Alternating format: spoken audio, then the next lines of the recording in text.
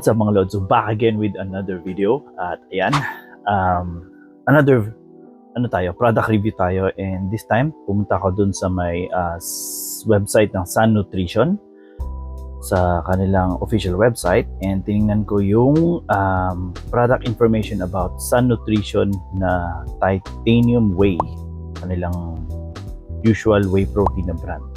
And kung hindi niyo pa nakita, gumawa na rin ako before ng product review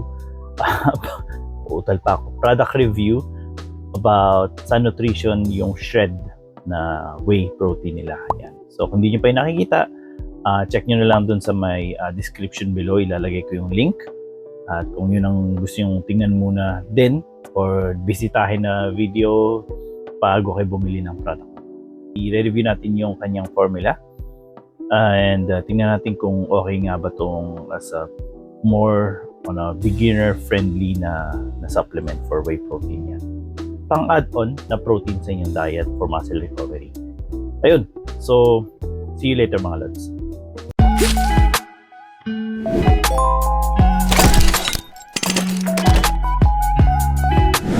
So kung hindi pa kayo nakapag-subscribe, pa-sub and pa-click yung thumbs up para ma-push natin yung content sa mga nangangailangan ng tulong about yung kanilang buying decisions, para not to influence, more on like getting the knowledge, diba, bago ka bumili ng produkto kung okay.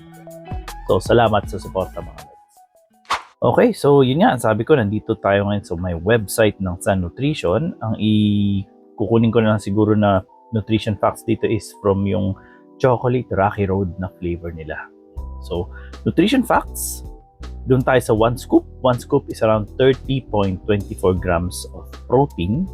I mean, of the product, not protein, of the product.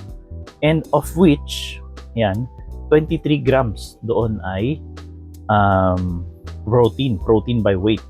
So, yung another mga 7.24 grams ay yung kanyang flavoring, artificial sweeteners, sugars, ganyan.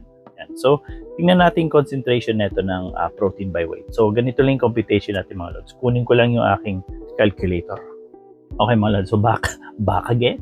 Ayan, so, sabi ko kanina is 30.24 grams yung 1 scoop, of which 23 grams yung protein. So, 23 divided by 30.24. So that's 76% by weight ang protein content niya. So in my own opinion, good siya na formulation. Hindi masyado mababa yung concentration din. Although, nga, may mas mataas pa in other brands, in other formulas. But this one po ay, in my opinion, is considered na more on the basic formula ng whey protein. Bakit ko nasabi to? Yan, himay natin siya. So, after nung 1 scoop na yun, ang calories niya is 130. Considered very low calorie to na supplement. So, more concentrated on protein siya. High protein, low calorie. And most likely, low carbs din to. So, tingnan natin. So, sa total fat niya is 3 grams lang. I mean, 3%, which is 2.5 grams. Mababa. Saturated fat, 1.5 grams. Trans fat, 0. Okay, that's good. Cholesterol niya is 70%. So, bakit 70%? Tingnan natin dun sa ingredients later. So, medyo may kataasan to ng onti-onti lang naman compared sa other formulas. And sodium is 150 mg. Usually for flavoring yan, sodium nilalagay nila. Total carbohydrate, 3 grams. Considered very low. Zero fiber. Ang sugars na nandoon ay 2 grams. Includes 0 added sugar. So, hindi sila nag-add. If ganito yung nakalagay, most likely, ito yung sugar dun sa mismong whey protein. Hindi na sila nag-add on top of that. Yan sinasabi nila. Naturally occurring, mga ganyan. Protein, 23 grams. Mga 24-25 grams yung usually serving siya. 23 is considered good amount siya ng protein supplement. And again, may mga vitamins siya tayo dito pero mababa lang naman dahil siyempre yung whey protein is from milk, so may mga onting mineral siya. Yan. Diretso tayo sa ingredients. So, yun yung sabi ko earlier na bakit medyo mataas yung cholesterol neto is yung protein source niya. So nakalagay dito is protein matrix, low temperature process, high quality, instantized whey protein concentrate. Yan. Yung main ingredient niya is whey protein concentrate. Next is whey protein isolate. Cross-flow undenatured whey protein isolate. Yun lang, dalawang protein sources. Whey protein concentrate, yung pinaka-basic na type ng whey protein in the market. So medyo hindi siya ganun ka high quality. Ayan. And then followed by yung isolate. Isolate yung better quality ng whey protein. And since ang unang ingredient dito is whey protein concentrate, so that means yun yung primary ingredient niya. And kaya medyo mataas yung impurities like I considered it myself personally na cholesterol, yan, mga cholesterol, mga sugars, yan, even lactose, mataas. Mas mataas to compared dun sa first ingredient is whey protein isolate. Yan. If I'm not mistaken, yung Sun Nutrition na shred formula, whey protein isolate yun, yung first ingredient. Balikan na lang natin. Tagal ko na rin ginawa yung video na yun. Balikan na lang natin. Yan. So, balik tayo dito. Next is natural artificial flavors. Yan, salt. Kaya may sodium dito. Salt is for flavoring din yan, mga lods. Sunflower lecithin and sucralose. Sucralose is yung sweetener niya. Ayan. So, okay. Personally, sa akin is quite napaka-basic ng formula na to.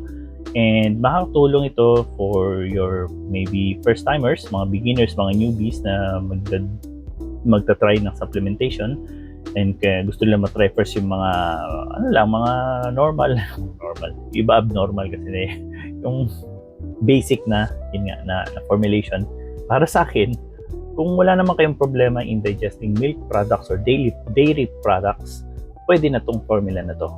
Pasok na rin to sa budget. As I can see, mataas yung mga reviews rin neto online and yung pricing niya is very competitive. Yan. Compared dun sa mga medyo matagal na sa market, siyempre mas mataas na yung pricing nila nun. Maganda yung kanilang factory or yung manufacturer nila. Ang kinakuha niya manufacturer. Yan. So, provided na yun nga, quality yung produkto. Ayun, so medyo mahaba na itong video na to. The gist ng video na to is goods siya for beginners. Maganda yung formulation. Although medyo mataas yung cholesterol, but it can be helped din kasi nga yung main ingredient niya is yung whey protein concentrate. So more on basic type ng whey protein yung primary ingredient niya. Ayan. So mga lods, kung meron pa kayong question, suggestion, comments, lagay nyo lang dun sa, syempre, comment section natin sa baba. Kung may gusto kayong i-product review natin, tingnan natin. Product review in meaning of yung formulation niya. Kung tama nga ba, kung pasok nga ba sa budget, kung medyo tagilid tayo, kung yun ang kukunin natin na brand dahil sa formulation niya. So, ito lang naman yung mga sinishare ko dito sa video na to. So, for your buying decisions din. Ayan. So, yun. Kung nasan man kayo, mga lods, stay safe. I will see you on the next video.